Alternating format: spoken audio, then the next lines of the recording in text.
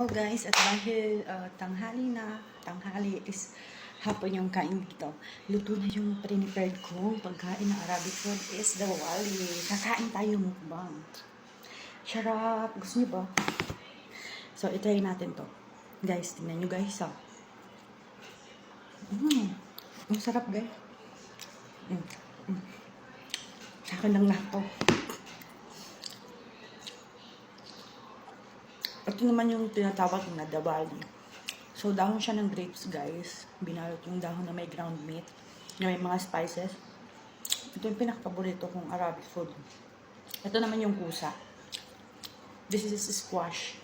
Pinasok din dyan yung, guys, yung kanin na may ground meat, na may spices. Pero masarap. Tingnan mo. Tignan natin.